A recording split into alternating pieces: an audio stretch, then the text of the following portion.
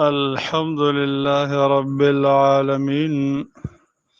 والصلاة والسلام على خاتم المرسلين وعلى آله وأصحابه أجمعين. د دین اسلام قدرمنو عزتمندو ورونو، الله رب العالمین بازي ورځو لره په بازو باندې بهتري ورکي او د رب کائنات عظیم رحم په منګ او تاسو باندې داده چې منګ او تاسو ته د عبادت موسمونه او بهترین د عبادت سیزنونه فراهم کوي تر څو چې بندگان د الله بندگی وکړي. یو په هغه بهترینو مواقعو کې لس ورځې د ذوالحجې دي چې په دې لسو ورځو د ذوالحجې کې د الله بندګي ډیر فضیلت لري په نورو ورځو. د هغې فضیلت امام بخاري رحمه الله په خپل صحیح کې روایت راوړی، همداسې ابو داود، ترمذي، ابن ماجه. د عبدالله ابن عباس رضی الله عنهما نه هغه فرمایي چې رسول الله صلی الله علیه وسلم فرمایلی دي: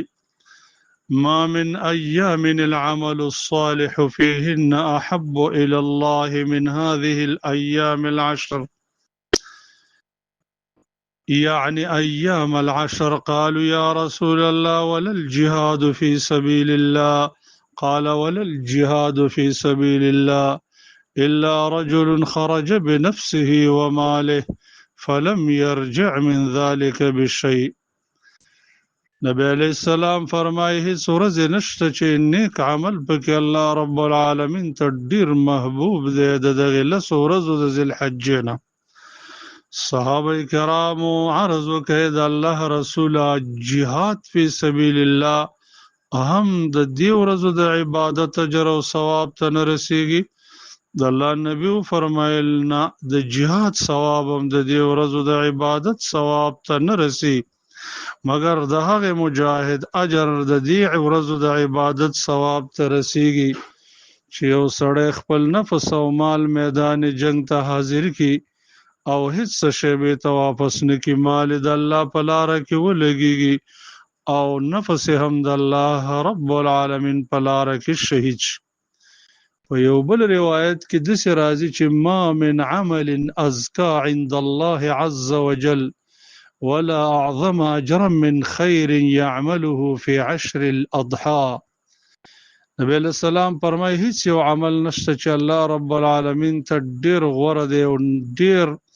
صفای راوستونکی دی او ډیر زیاتیدونکی دی او ډیر اجر دی د هغې خیر نه چې یو سړی په لسو ورځو د ذوالحجې کې که هغه نه هم پوښتنه وشوه د الله رسول چې جهاد عبادت هم دې ته نه رسېږي، ویې فرمایل چې نه، مګر هغه انسان چې نفس او مال میدان جنگ ته حاضر کړي او نفس یې د الله په لاره کې شهید شي او مال یې خرچ شي. همدغه وجه ده چې علماء کرامو دا خبره ذکر کړې ده چې د کال په شپو کې بهترین شپې هغه د رمضان المبارک لس شپې دي. وجه دا ده چې هغې کې د شپو سرداره موجود ده چې لیلة القدر، او په دې ورځو کې بهترین ورځې الله رب العالمین ته د لس ورځې د ذوالحجې دي، ځکه په دې کې د کال د ورځو سرداره ورځ موجوده ده چې هغه یوم عرفه ده یا دغه رنګ یوم النحر.